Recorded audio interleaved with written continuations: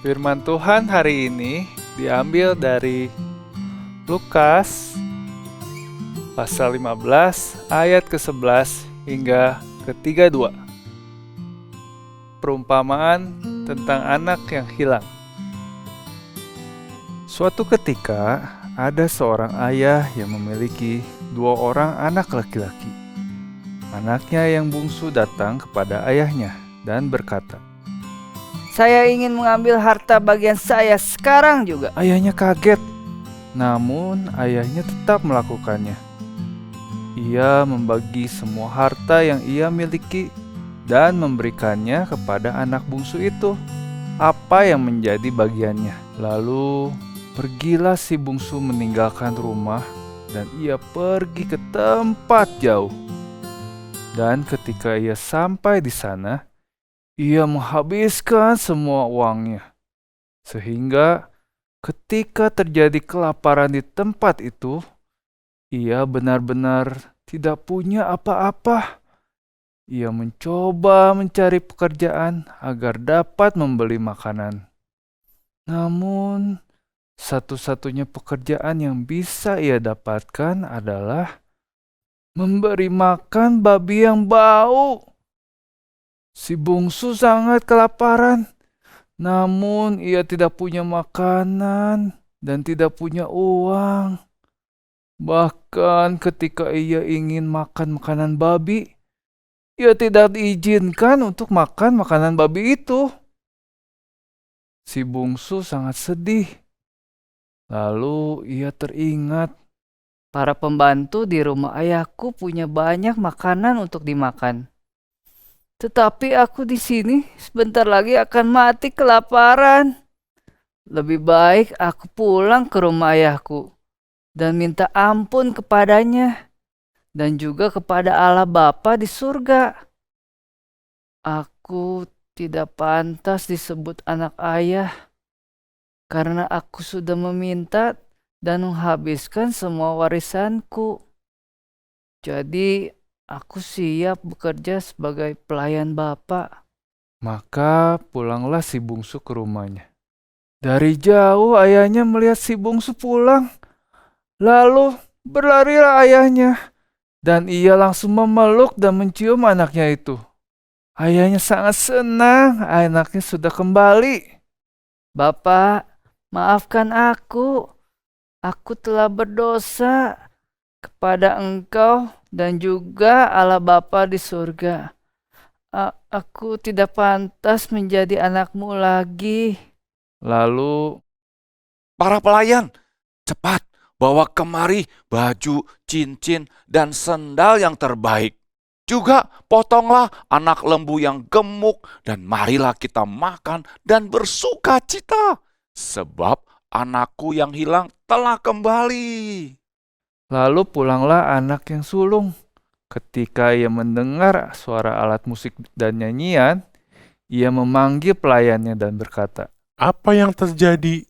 pelayannya menceritakan bahwa anak bungsu sudah pulang dan ayahnya sedang mengadakan pesta untuknya. Anak sulung sangat marah. Bertahun-tahun aku setia dan bekerja untuk ayah. Belum pernah aku melanggar perintah ayah. Tapi belum pernah ayah memberi aku seekor anak kambing pun agar aku dapat berpesta dengan teman-temanku. Tapi ayah mengadakan pesta bagi si bungsu yang sudah menghabiskan semua harta ayah.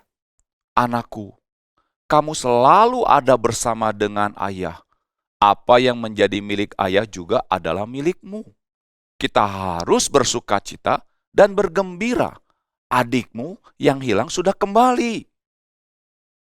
Anak-anak, dari cerita anak yang hilang tadi, kita melihat seorang ayah yang sangat sayang kepada anaknya. Ayah yang penuh dengan kemurahan, yang tetap menyambut anaknya dan menyayanginya. Bahkan mengadakan pesta untuk anaknya, sekalipun anaknya sudah melakukan kesalahan kepadanya. Yesus menceritakan cerita ini untuk menggambarkan kemurahan Bapa kita di surga bagi setiap kita, orang yang berdosa. Allah menyebut dirinya Bapa. dan kita adalah anak-anaknya. Allah Bapa yang penuh dengan kasih sangat sedih waktu anaknya tidak taat kepadanya. Seperti anak bungsu yang tadi pergi menjauh dari bapaknya. Waktu kita berdosa dan tidak taat kepada Allah, itu berarti kita menjauh dari Allah yang kudus. Namun, Bapa di surga sangat sayang kepada kita, sehingga Ia menunjukkan kemurahannya dengan rela memberikan Yesus anaknya turun ke dunia, mati di atas kayu salib menggantikan hukuman yang seharusnya kita tanggung. Dan Yesus bangkit untuk menunjukkan kepada semua orang bahwa Ia adalah benar-benar anak Allah.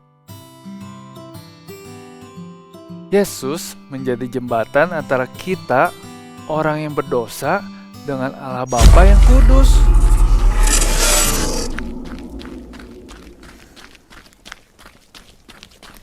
Jika kita percaya kepada Yesus, maka kita akan diselamatkan. Dan satu saat nanti, kita akan berkumpul bersama dengan Bapa kita di surga. Seperti Bapa yang menyambut anak bungsu tadi, Allah Bapa juga akan menunggu kita dan memeluk kita dengan bahagia. Kalian mau kan suatu saat nanti pulang ke rumah Bapa di surga? Lalu digendong, dipeluk, dan disayang. Siapa yang mau? Coba angkat tangannya. Yes, puji Tuhan. Lalu, apa yang harus kita lakukan ya? Ya, kita harus datang ke Tuhan Yesus dan minta ampun akan dosa-dosa kita dan terima Yesus di dalam hati kita. Allah Bapa akan mengampuni dosa kita dan selalu menyayangi kita.